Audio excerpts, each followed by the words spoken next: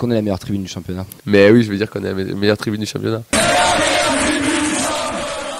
Les news, les internationaux. On a des internationaux au TEF et ce sont des minots, ce sont des jeunes, des pitchouns, ce qui fait la marque de fabrique du club, puisque le milieu de terrain Wassim Dardek est sélectionné avec les U16 marocains. Côté français, 5 Toulousains sont au rassemblement à Clairefontaine. Le défenseur Wayen Loes, je suis désolé pour les prononciations.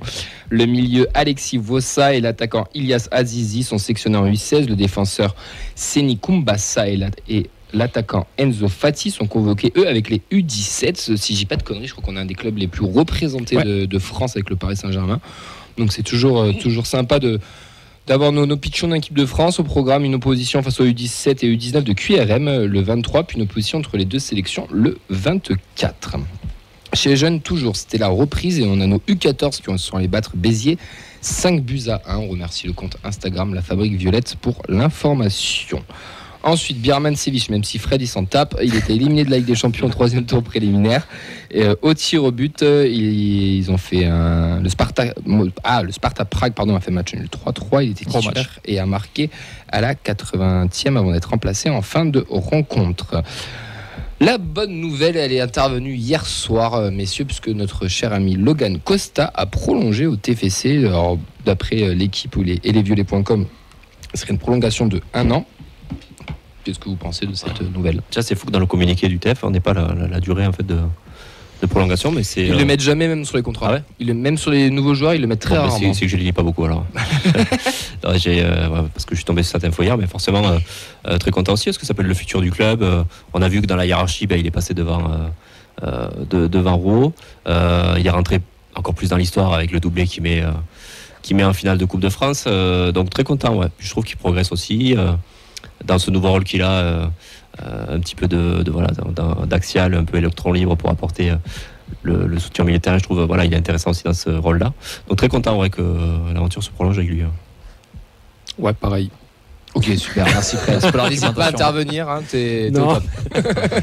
non, mais c'est bien qu'il prolonge un an.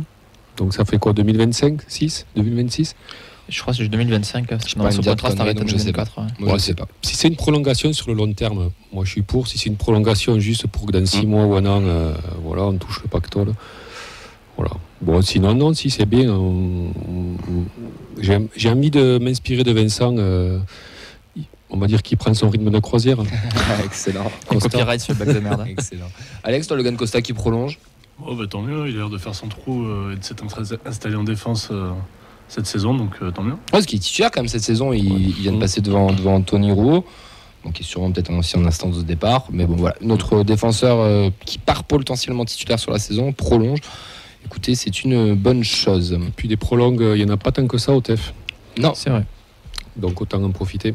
Ouais, écoute, après, la prochaine affaire serait peut-être Guillaume Rest, qui est fin de contrat 2024. Ouais, ça serait peut-être lui le. Reste, Guillaume, reste. Exactement.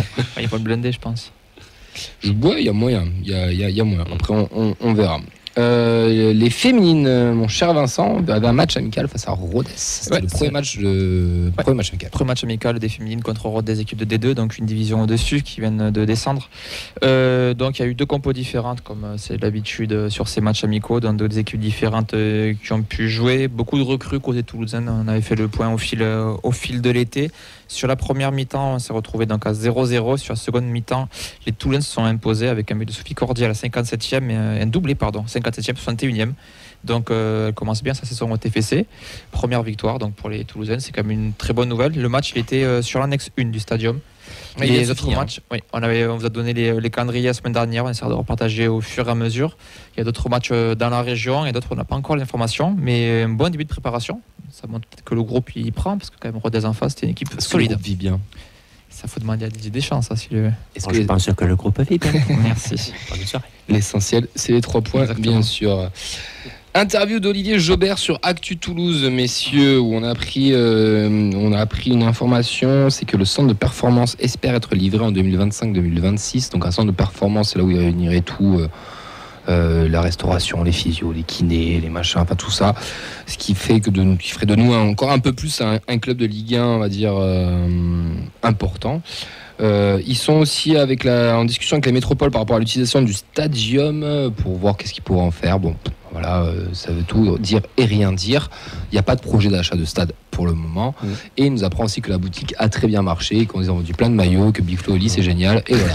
100% commerce. Ouais. Donc avant on était 100% collègues, maintenant on est 100% commerce.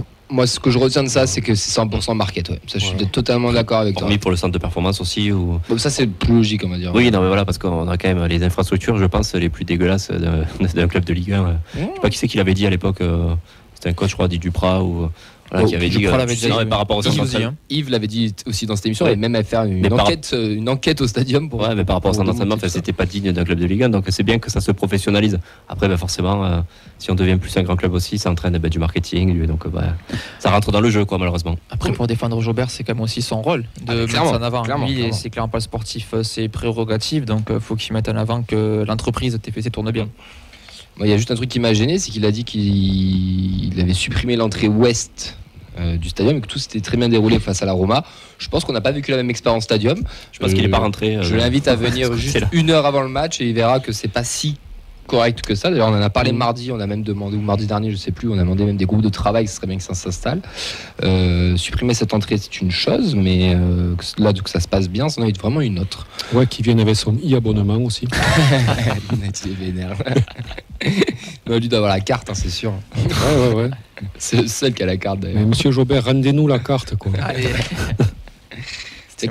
D'avoir un vieux con dans l'équipe, ça fait ça. Mais on l'aime bien. On le met en cabine, c'est tout. Vous n'avez pas fini, je vous le dis. Ouais, mais je me doute. Voilà pour les petites news. Petite précision, du coup, c'était Freefly qui nous disait sur Twitch, que c'est juin 2026 pour Costa, le contrat. Ok. Le nouveau, du coup. Donc on est en 2023, donc il lui reste 3 ans, quoi. Donc on le blinde, quoi. Oui, on le blinde. C'est ça, au cas où, pour pas le perdre.